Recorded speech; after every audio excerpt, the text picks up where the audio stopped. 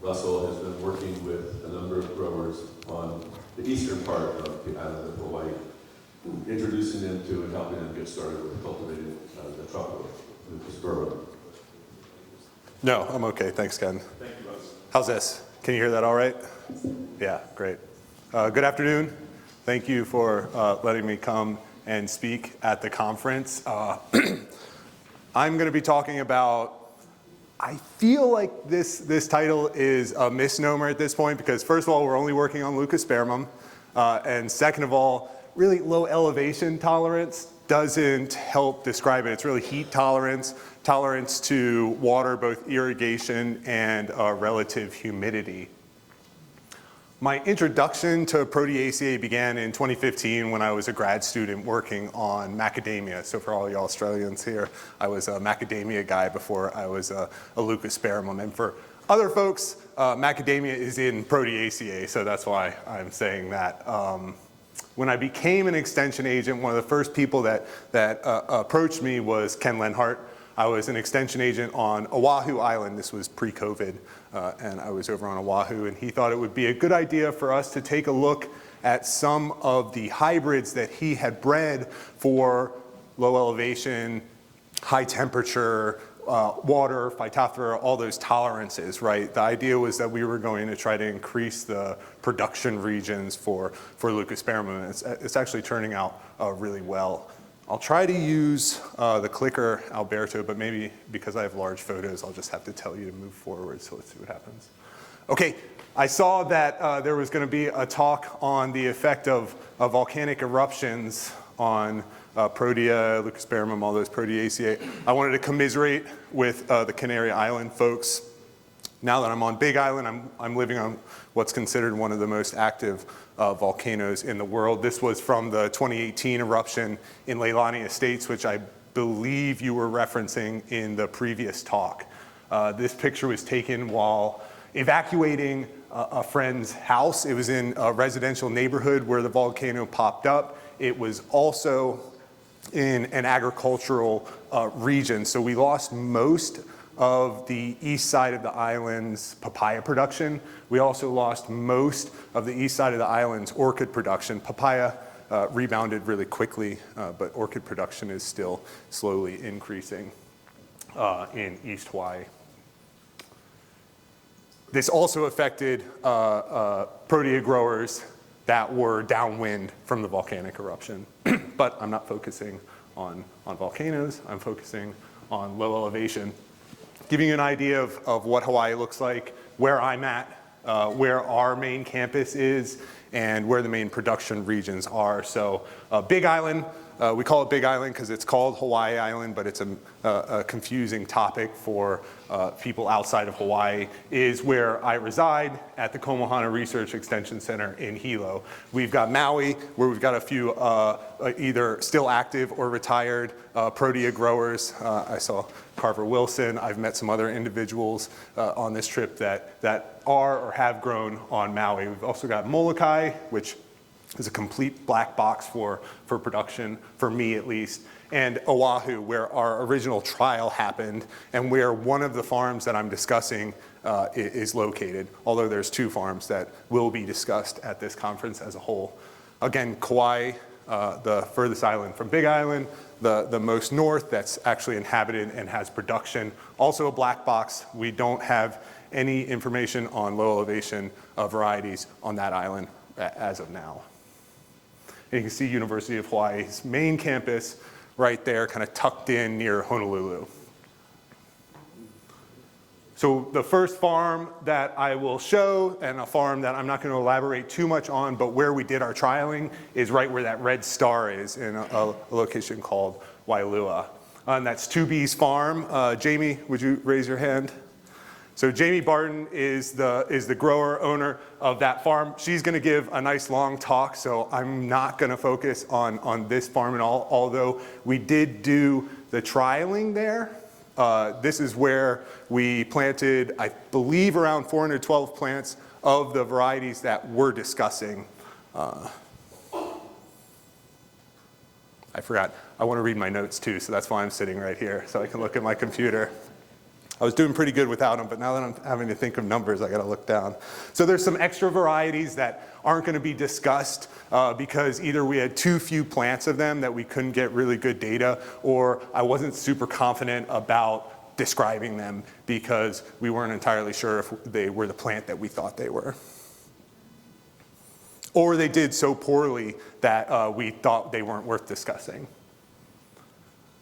I originally gave Ken a draft of the abstract, and it was all going to be boring numbers, graphs of each plant that I was going to describe in detail about how they did it at Jamie's farm. He told me, please don't do that. Give me a photo journey, essentially, of the expansion projects. And so if you want a detailed description of the research that we did, you can ask Ken, myself, somebody else from Hawaii for the Hawaii Protea Growers newsletter, and we've got a nice publication in there outlining pretty much everything that I will talk about in the next slide. So not too bad now that the sun's kind of passed over, and we've got a little bit of paper here to help us look at what I'm talking about. I apologize for the small type, so I'll do some describing here. We include 74 and 88, that's Brandy Dela Cruz and Jacqueline Luis in this trial because they were thought to be somewhat low elevation, heat tolerant plants. 74, Brandy Dela Cruz is definitely up there when it comes to being able to be grown at low elevation. And the rest of the numbers, 679, 590, 583, 620, 602, 626, 633, and 563 are the hybrids that we were given for this trial. You can see them on the bottom here. 602 really performed the best in terms of average health, annual average flower count, and Jamie has told me this multiple times, it's average annual count of flowers, not actually what was harvestable, right? So we went in there and we counted the number of flowers that bloomed on these plants, but the number for what's harvestable would be much lower than that. And Jamie may describe some of that in her talk. She's nodding yes, so we're good to go. Average stem length, I think, is low. Carver just told me yesterday one of the problems with leucospermum is that we produce them a little bit shorter than what's desirable. You can see all of these are lower than 24 inches, which I kind of think is that nice long stem. But the longest stem was 679, 20.7 inches. Sorry, I'm American. I give this talk to American growers. I did switch some of my information to centimeters after talking to Carolyn this morning. Straight stems is also something we're looking at because we want to be able to give growers fairly straight stems, and you can see they all hover within the 60s, high 60s to the 70s, with 590 being 83% straight stems. I did not do the shake test, but I did imitate shipping. So that may have been, I'm a pretty rough guy, so I probably shook them enough during harvest and shipping to the Big Island, from Oahu to Big Island. And we didn't have any broken heads, but I'm gonna go to some of the fields that we have now and just go through and shake their heads to see if we can get some broken heads off of them. Base life, hovered at or just below 14 days or 2 weeks for these varieties. That with 2 days of imitated shipping and then keeping them in 72 degrees Fahrenheit during the base life trials. So real brief, we've got a longer publication on that. What I really want to talk about are the growers that we've been working with. It's a really nascent industry, this low elevation leucospermum. We didn't start working on it until 2021 when we planted at Jamie's farm. We took that data until 2023, and then we started giving plants to growers at that point. So of the farms that you're going to see outside of Jamie's, nearly all of them are either 2 years old or under. One of the youngest is from Oahu, so same area that we were talking about for the previous farm. Alberto, could you raise your hand? So Alberto is the new extension agent for Oahu Island, and he has helped these individuals, Kaala Ranch, develop this farm. 80 to 90 feet elevation, depending on where you are at the plot. Rainfall is 30 inches, planted in November of 2024, 76 centimeters for you non-Americans for that rainfall. Average minimum temperature is around 64 degrees Fahrenheit, and max is 83 degrees Fahrenheit. Now, depending on where you're at in Hawaii, you can have silty clay soils, or what I'm going to talk about later, we have really great soils when it comes to drainage. It depends on which island you're on. So the Hawaiian Islands are moving across a location that has a lot of volcanic activity. So Big Island is the youngest. That's why it's the most active. And as you move further west towards Kauai, you've got the older islands that have well broken down soils. They can be high clay content. In this case, Ka'ala Ranch is silty clay soil. So 602, whoops. At this farm, you can see we use weed mat. The reason for that is Lyle was telling me earlier, he came to visit Hawaii and he saw that plants grew really well there, and it would be a great place for production, right? But it's also a great place for production for weeds, pests, and diseases. So in most areas, especially those that have any soil at all, we have to put weed mat down in order to support Protea production, leucospermum production. They also have netafim drip, and they're able to fertigate or apply fungicides or whatever they would want to apply through the fertigation. They've got 123 plants in total, and that's less than an acre right now. You can see a little bit better right there. And you can see some of what the soil looks like in this photo as well. So this farm, Alberto told me 583 and 563 are doing the best out of those hybrids that we were looking at, which is pretty surprising to me because at some of the advanced testing locations, we haven't seen 583 and 563 to be productive. Weeds are a major concern, of course. We'll talk about that a little bit more. So Big Island releases. Big Island's this great place to grow leucospermum, right? This was a slide I used to do for macadamia production. They put mac nuts out on Big Island because it was the only plant that could survive in these brand new, less than 400,000 or just at 400,000 year old soils, right? Another crop up there is eucalyptus. They planted it for silviculture for paper pulp production, but the industry never took off, and so it still sits there. But that's not what I'm talking about. I'm trying to show that we've got very shallow soils because it's tropical or subtropical. We've got fast breakdown and loss of organic matter, the little organic matter that's there already. We have rapid leaching and drainage in shallow, undeveloped soils. So some of these areas, despite the high rainfall numbers that I'm going to show you, have incredible drainage and are also really good for not holding on to some of those nutrients that can be leading to toxicity for leucospermum and other Protea. We're small, right? My program itself is pretty small. Big Island and Hawaii in general is small production relative to all these beautiful farms we've seen already here in Temecula, and from what I can tell from some of the other attendees of the conference. So far, we've done 3 releases of the low elevation cultivars, not cultivars yet, hybrids. I've personally given to 7 growers on Big Island. That's 875 plants for first release, 792 for the second, and then here in 2025, 264 released cuttings, and they're rooted cuttings. 264 this year because unfortunately I went on vacation for Thanksgiving and came back, and our irrigation lines had broken and they turned them off, and we lost all the cuttings except for 264.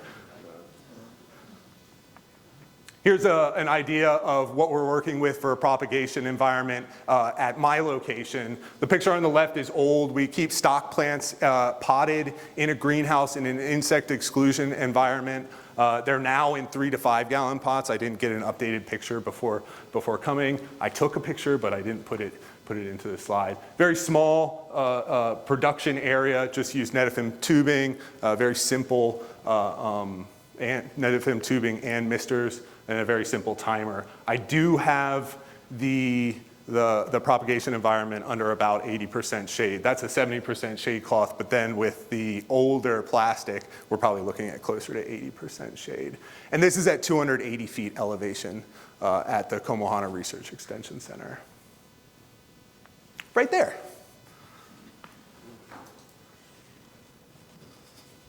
Oh, I'm not needing my notes because I'm not keeping up. Okay, probably the best trial site that we've done since the initial trial is at Greenpoint Nurseries. They're a large grower. They grow mainly anthurium and orchids for export, and they're a wholesaler of other plants, and then they export. Elevation is 290 feet at this site right here. Annual rainfall is 164 inches or 416 centimeters. It's raining almost every day there. Really great for anthuriums because they're growing in cinder and they get rainfall. Maybe really bad for leucospermum, but the soil itself is completely rocky. It's almost complete cinder. So really good drainage, especially at this slope right here. Planted in November of 2023, and we've got really good success, very little mortality, and definitely some varieties that seem to be doing well there. You can see minimum and maximum temperatures there. And relative humidity tends to be in the low 80s just because it rains pretty consistently. We have very high relative humidity. So you can imagine there's quite a few fungal issues with leaf fungi. So they do spray. They spray consistently with either Manzate, Cleary's 3336, or Subdue Max whenever they're seeing fungal diseases pop up. So far, we've had about 5% mortality at this site. Despite the rain, it's a good area for production. What you see there is a 602, and they didn't spray paint the name, so it's 626 I'm holding up right there. So 602 and 626 have both been doing well at this site. We haven't let them flower because we are using them for stock plants, and we're also pruning for shape and structure. Like Ken was saying, there's a lot of lodging, first of all, falling over of plants in high wind conditions or even in not high wind conditions, and a lot of flopping over of plant material. So we have to prune and manage for keeping the plants upright in certain cases. They do spray. You can see it's rocky and there's a little bit of weeds that are brown. They apply glyphosate, but in general, weeds aren't necessarily a problem at this location.